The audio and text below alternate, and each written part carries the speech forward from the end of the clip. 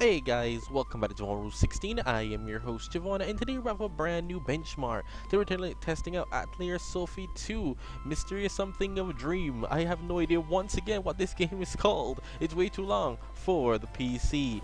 That's a running gag if you haven't checked the other videos out. And today we're testing it out on the Intel Core i7-4790 with the Intel HD 4600 integrated graphics. We're running with 16GB of DDR3 RAM in dual channel memory mode, and as you can see, the 4600 is handling it quite well inside. You're doing over 40 FPS on average. That's nice, right? Now, we're gonna go outside real quick and see what happens. Boom! Oh my gosh. So let's check the settings, which aren't accurate at all. Yeah, that's not happening. So, for this game, unfortunately, Atelier Sophie 2 is a bad port. It's even worse than Ryza 2 was, so I'm not able to run this game naturally, natively, at the low settings. This is not possible. It wouldn't run over 30 FPS, so I had to go into the config file and change around things. So we're actually running the game at 640 by 360 with shadows disabled and everything else set to low. That's why there are no shadows. This is basically the best experience you'll get playing Atelier Sophie 2 on the Intel HD 4600. I mean, we could have gone up a bit higher, but as you can see, it's doing well. Now look at my GPU. It's saying Intel HD 4600, and you realize it's at 80%. Like my CPU was a bottleneck. That's how all Koei Tecmo games are made. It's trash. Stupid GPU utilization every single time. So we're not actually able to use the full thing. So I had to go down to 640 by 360. Just so that I could get some frames like this. Now obviously we could have gone a bit higher, maybe 720 by 480 would have ran if shadows disabled, maybe 960 by 540 would have ran, but nonetheless, I hope you guys enjoy this. Don't forget, please leave a like, comment, share, subscribe, and stick around for more epic content. It really would help me out if you guys share this video, and hit comment down below your specs and settings for running this game, man. I'm always interested to know. Now with the settings I've had here, now we are capable of having over 30 FPS for the most part of the game.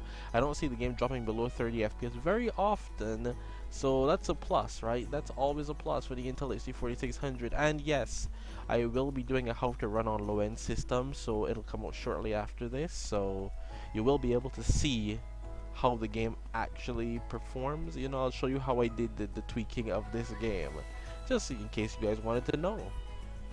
Good stuff, ain't it though? Let's get into some combat and see what happens.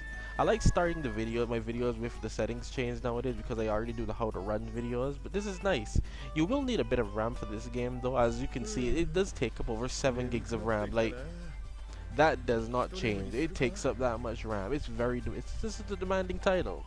You know, it's getting up there.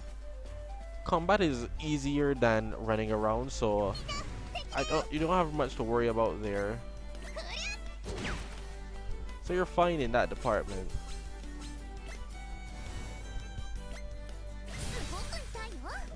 See, even with all the magic, and there's no stutter or anything, the game runs fine.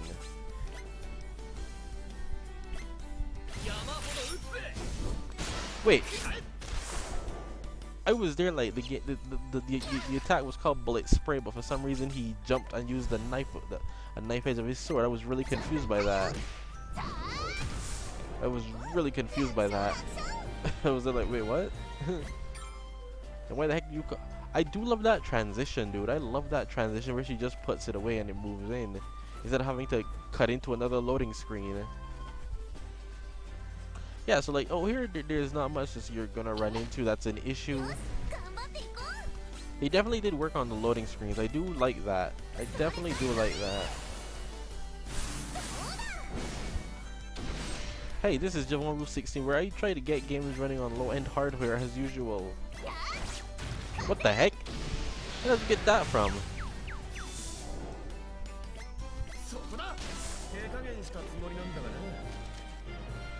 The game will run beautifully though. I love this. Being able to play Atelier Sophie 2 on some such low-end hardware. It's always good. You can't go wrong. Oh, looking out in the distance like this on such a high ledge is a bit much for it still though. But I mean, how many times are you going to be doing this throughout the game, right? How many times? I would recommend not doing that. Not going around crazy places like that. I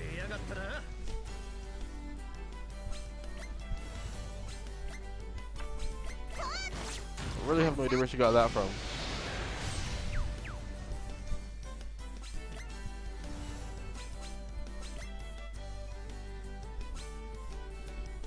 Wait, I can hit. Wait, I can hit all three.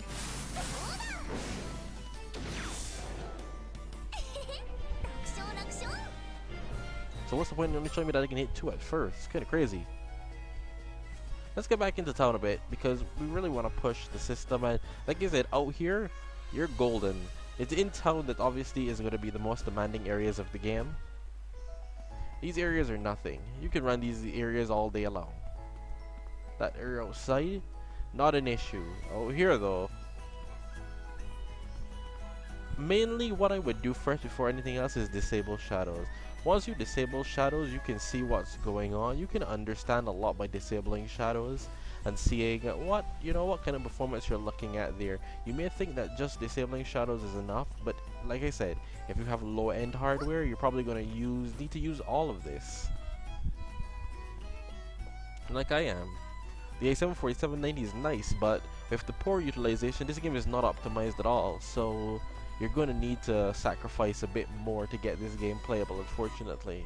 And that's just simply because of the developer. That's simply because of them. That's not because of the GPU. I believe we could have done 720 by 480 easy, and I wouldn't have had to tweak anything.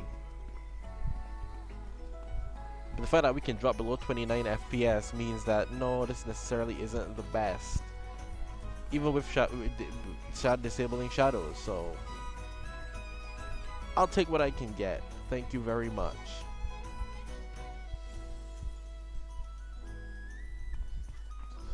You see, some areas